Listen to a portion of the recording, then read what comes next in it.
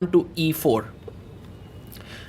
If I'm not mistaken, Rodshtein does like to play c6 here, Caruana, but today he goes for e5.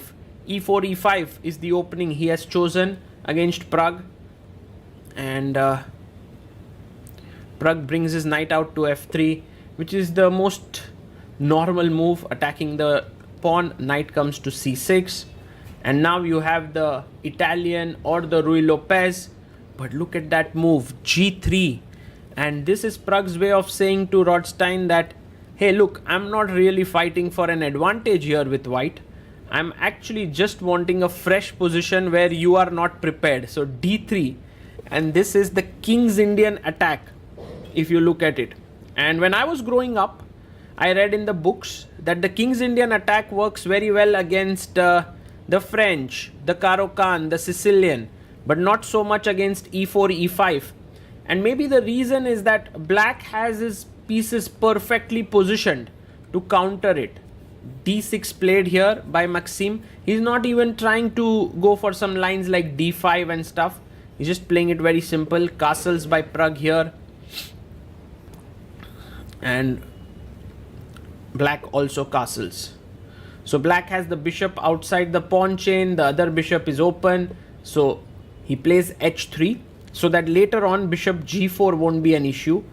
a5 played to make a space for the bishop to go back, also gaining space on the queen side.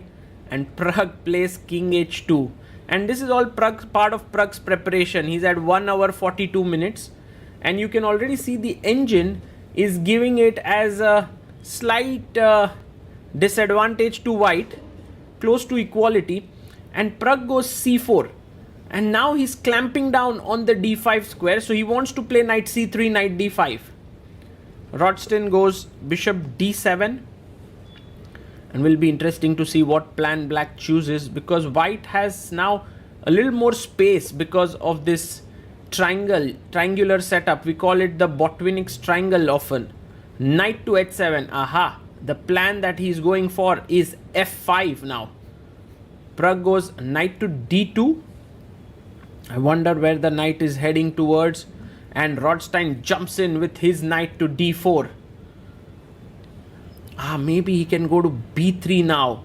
Yes, that's what Pragg does. So he's getting rid of the knight on f3 with the knight on c6 here, which has jumped to d4. a4 played. You can take on d4, but then bishop takes d4. So Pragg decides to chop off the bishop. And while now he has the bishop pair, one of the most beautiful things about black's position is the knight on d4. It's beautifully centralized, but Pragg opens up the king side with f4. He's liking his position. Pawn takes pawn taken here. Well, taking with the bishop is also possible. You can take with the pawn maybe. He takes with the bishop. Well, maybe pawn takes was better there. And pawn to b6 here by black. Now queen d2. He brings his queen up, eyeing the h6 square.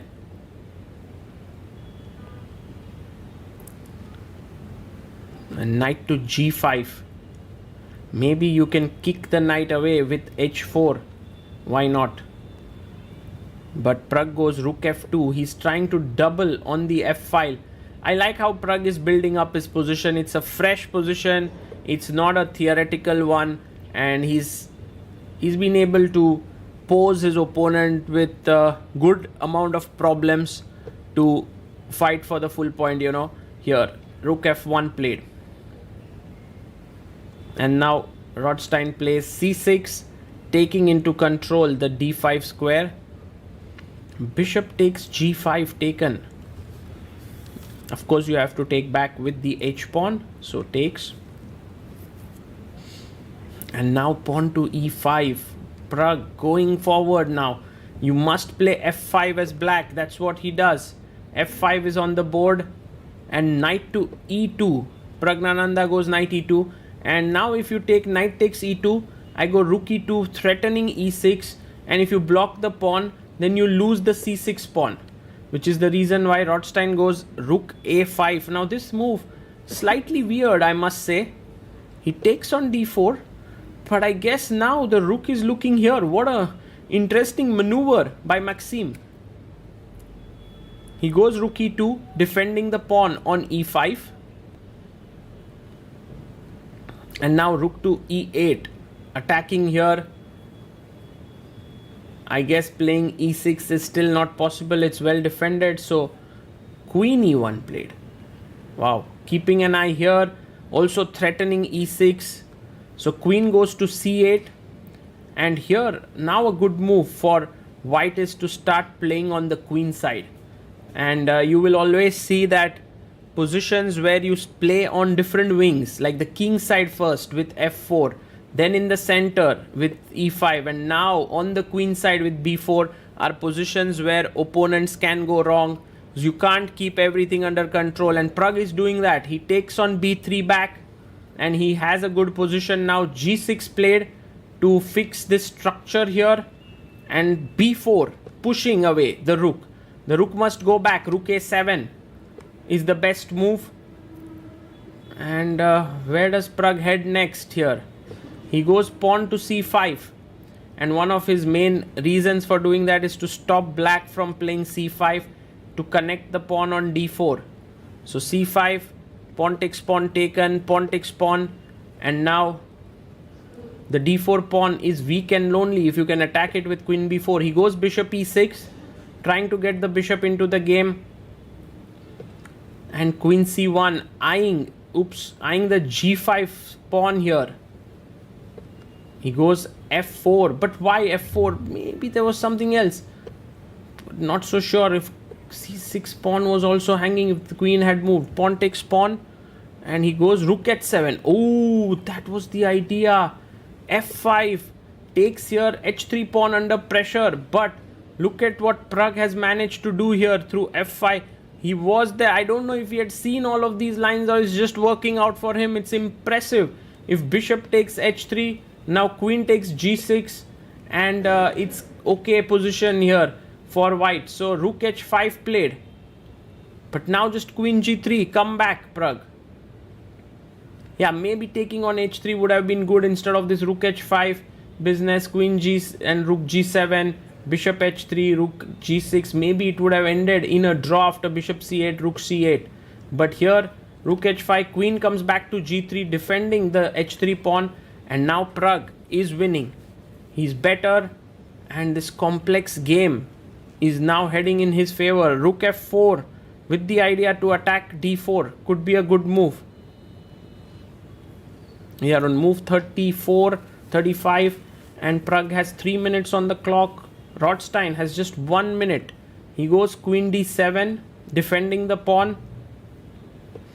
And king g1, just coming away from this. You can't take bishop h3 here. g6 pawn is hanging.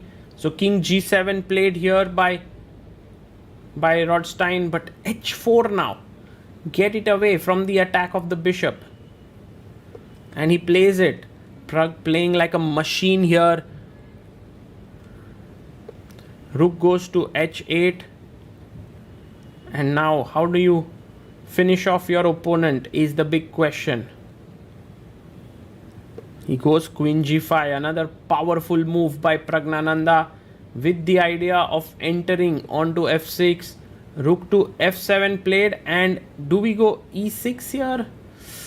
Maybe e6, bishop e6 and queen e5 check should do the trick. Instead he goes bishop f3. There was less than like 2 seconds left for Pragg, and he decided that, well, he can't calculate all the details right now. Let him reach move 40. This was move 39. So bishop comes to f3. And now Maxim goes queen d8. A very powerful move actually. If queen takes queen, black is back in the game. So Pragg needs to come back, and he finds the 40th move. And I think it's good news for Pragg that his position is still better, and a big mistake by Maxim as we reach move number 40. And Pragg looks up there. He has now 50 more minutes to work this out. He's completely winning. The move h5 is played after 9 minutes of thought, just calming himself down. and Rodshtein knows that the writing is on the wall now. Threat is rook f5 and queen g6. He starts to run with king f8, but another move that could be very possible now. H takes g6 looks good, but just e6 is very powerful, because after rook e7, e6 played by Pragg, there is queen takes g6 and f5 is hanging as this is pinned. So it's game over. e6 very powerfully moved, and yeah, Maxim Rodshtein has to play maybe rook f6 here, but even that looks bad. Rook f5, e7, king e8, queen g6, and that's game over. For Pragg, that's a victory after couple of rounds there, or maybe it was his last win actually was in round number 3. So it took him a good 3 rounds to score a win, but an important one, and with this he moves on to 4.5 points out of 7, and if he manages to score another win, he'll be back in the reckoning at the top. For now, 4.5 out of 7. Pragg is 1 point behind the leaders, and this game